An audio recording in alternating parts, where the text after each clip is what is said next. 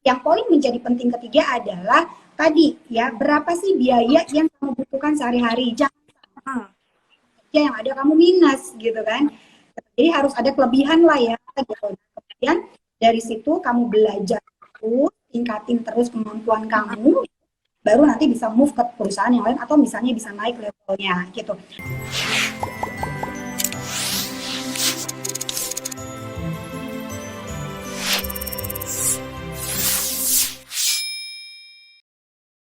Kalau misalnya kita fresh grade gitu Mbak, gimana ya? Apa kan nggak ada pengalaman nih negosiasinya? Apakah harus lebih kalem gitu negosiasinya atau seperti apa?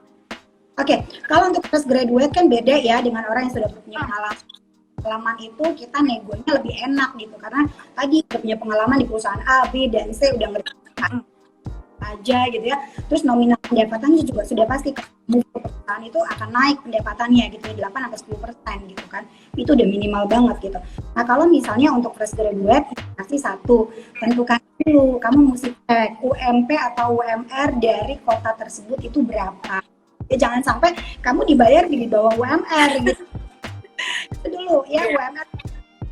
Nah, kemudian apalagi yang mesti dicek? Yang mesti dicek adalah berapa sih kisaran gaji untuk anak-anak fresh graduate di posisi tersebut. Contoh misalnya, kan lagi sekarang itu lagi marak nih Mbak IT gitu kan ya, anak-anak. Nah, kalau levelnya adalah junior gitu ya, poin A, B, dan C, kira-kira kisarannya berapa di dunia per IT-an gitu kan.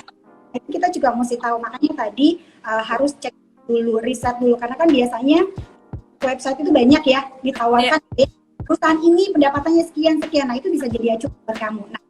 Nah, gitu ya, kamu cek lagi, karena kita belum punya pengalaman, maka gitu ya, yang poin menjadi penting ketiga adalah tadi ya, berapa sih biaya yang kamu butuhkan sehari-hari. Jangan yang ada kamu minus gitu kan.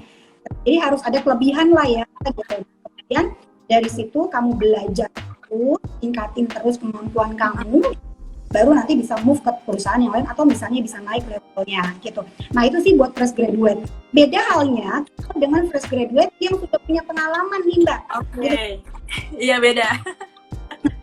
Ada yang orang yang hanya sibuk untuk kuliah aja, pulang kampus gitu ya.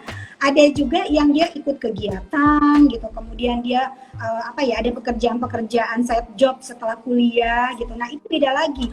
Ketika kamu sudah terbiasa mendapatkan pendapat, maka ini bisa diajukan untuk kamu nego gitu. Misalnya fresh graduate yang baru tanpa pengalaman dibayar misalnya UMR lebih dikit gitu ya. Kalau kamu pendapatannya contoh UMR 4.500.000, tapi dalam setiap bulan pada saat kamu udah bekerja bisa dapetin kamu 7 juta gitu ya. Maka artinya kamu bisa negonya itu lebih tinggi lagi, bisa bilang 9 juta gitu ya. Kenapa? Pada saat kamu kuliah aja kamu udah punya link, kamu kesempatan gitu. Makanya buat teman-teman yang saat ini masih kuliah gitu ya, baiknya sih bisa mengambil pekerjaan-pekerjaan sehingga saat nanti kita lulus itu juga menjadi poin penting yang diperlukan sebenarnya Mbak. Oke, jadi ada beda ya Mbak ya, ada fresh graduate yang benar-benar fresh, ada yang emang udah ada pengalamannya itu bisa menentukan negosiasi gaji tadi ya. Oke. Jadi nggak perlu setting gaji yang tinggi-tinggi juga ya Mbak ya, maksudnya yang terlalu tinggi gitu. Kadang-kadang kita takut nih Mbak. Tingginya tuh tinggi seberapa sih Mbak? Gitu. Jadi harus tahu dulu. Misalnya marketing bayarnya 8 juta, oke kamu naikin dulu deh 10 juta karena kamu pede banget nih aku pasti ya.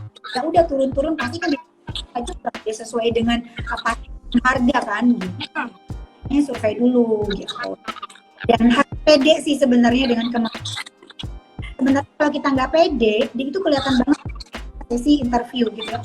Pede gitu ya, kemudian kita kerja, kita bisa kasih solusi buat perusahaan, maka HR juga akan melihat itu adalah menjadi positif gitu.